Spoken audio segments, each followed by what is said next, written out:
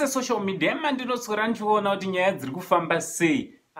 Vazukuruka zvinhu hazvinaumira mushe kana kune chinhu chakaipa kupumana uroyi, especially social media pamaplatform social media hatisapumane uroyi vazukuru. Handiti unotoshaya kutoti pfungwa dzacho dziri kubva papi dzichibatira papi chaizvo chaizvo. Handiti so chiteerera kana ungasati wasubscribe paSaint TV mukana uchiripo wekuti usubscribe hotena on your notification bell kuitira kuti pega pega patinouploada mavideos you will be notified. Handiti ndichitoti maswera sei kwese kwamuri vazukuru vani vasekuru Saint.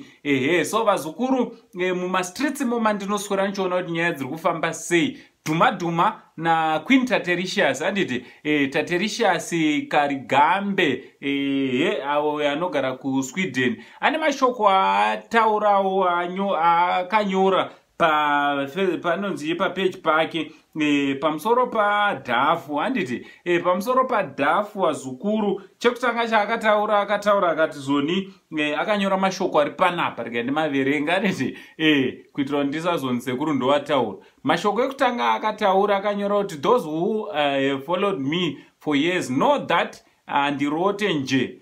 I have once exposed Japreza when I dreamt him achida kundi didi nezvidhori kainge ainako kuhope hanzi achida kundidi kurara neni. Handiti rega ndite zviri respectful. I also exposed Tyra when I dreamt achida kundipa kamwana kuti ndikamwise handirote nje. If you know you know. Handiti ari kupa reference yezvaakamborota kumashure kutoreva kuti ari kureva kuti Japreza na Tyra Madam Boss vakada kumbomuroya kumashure uko zvikashiramba kushanda according to Queen Tatericious. So this time ari kuti zoni kurota Dhafu akabata picture rangu aisvindira mukaka, then I started kucheka mazamu ake nezibhemba. One of my spiritual gifts ndoona muroyi direct zita rangu rinoyera sewe Dhafu uri pwere pambashto. Queen Tatericious hanzi apa kutopuma kutopuma uroyi hanzi Dhafu ada kundiroya ndozvaari kungotaura chete apa. Handarota Dhafu bozi haarote zvinhu zvisingaitike arota Dhafu wekunaiza boom achida kumuroya.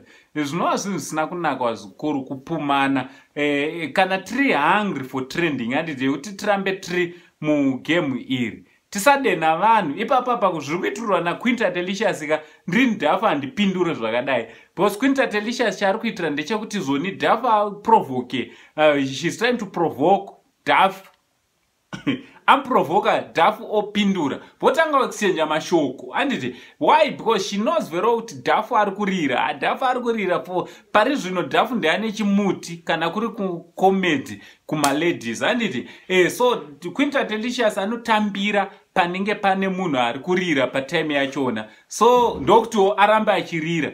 So ameno vazukuru kuti munozviona sei kuti pakuita kupumana uroyi. Akambopuma uroyi Tyra naJapreza apa akutaura futi kuti zvoni Dhafu ada kumuroya. Achimuroyerei? Achimuroyerei zveshuwa because trade dzavo ndakatotarisaka dzakasiyana. Handiti ameno imunozvionawo sei vazukuru? Ngataura nemacomments kuti munofunga sei, munofungeiwo nenyaya yaQueen Tatericious akubata Dhafu pari zvino Dhafu ari iye ari kurira. From Uncle Saint, the only Zimbabwean uncle, pari zvino tobva tatichi much love.